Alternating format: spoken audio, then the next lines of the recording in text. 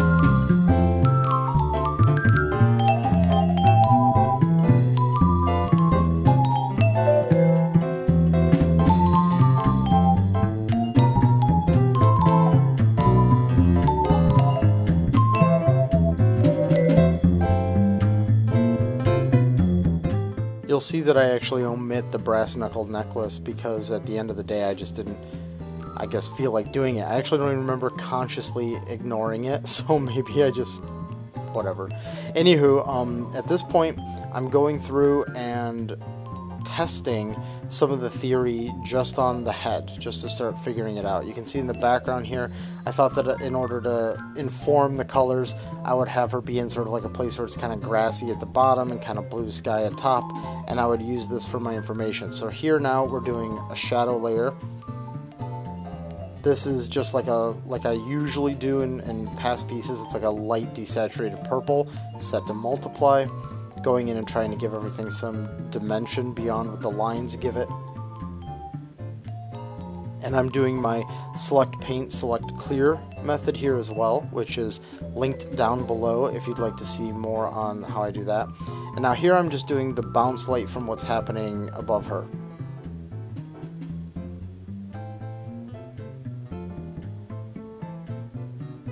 And now I'm just doing some of the local color stuff, the usual, you know, blush on the nose and eyeshadow and lip color. And now I'm taking the green from below and I'm trying to do what would be the bounce light coming up from the bottom. So now we've got a shadow layer, bounce from the top, bounce from the bottom, and then you'll see that I keep turning these layers off because the experiment was around doing them in a vacuum. So now here I was doing the occlusion pass, and then that was me at the very end sort of turning it all on and like checking it and doing like a overlay for the hot light part of it. And then now I'm like, okay, let's get back to the drawing and let's wrap up the drawing. So the rest of the drawing process will happen now, and then we'll get back into the color stuff.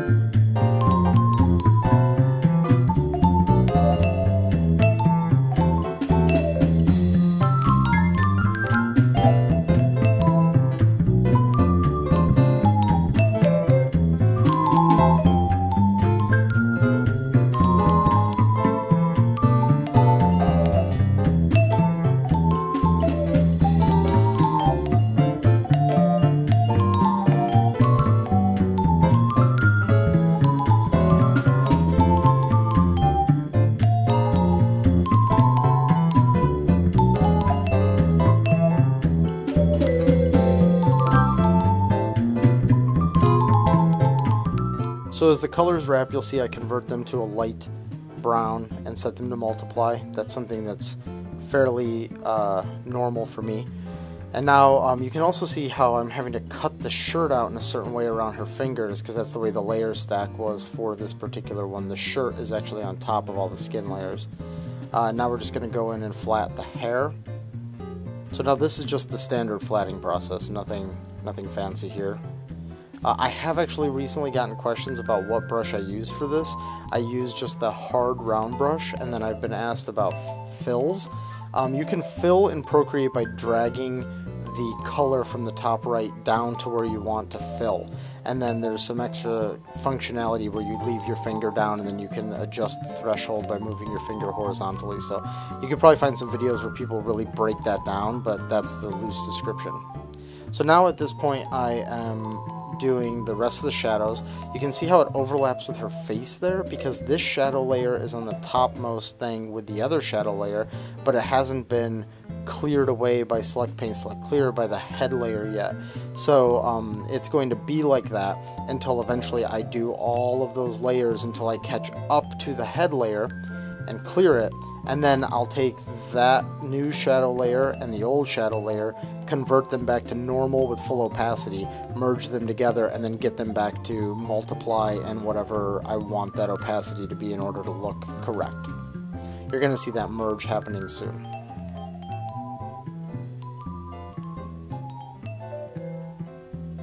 And there you go. So now those are the same layer. Now, because that pipe is higher up in the stack, it's going to be colored just like the normal Select Paint, Select Clear pass. So now what you're seeing flash by really fast there are things like the highlight, which is an overlay. It's like a really bright desaturated yellow set to overlay with its opacity reduced, and then you're seeing like a reddish orange that's set to like either to like an overlay that's been reduced to set for the transition of the shadow. And those things all just sort of fly by really quick there because they're just fairly quick in the overall process. Now we're doing the occlusion pass on the body, and then just like the other shadow, you're going to see that eventually get cut away by the head and merged in with the rest of it. This one is a more desaturated, darker color than the other shadow.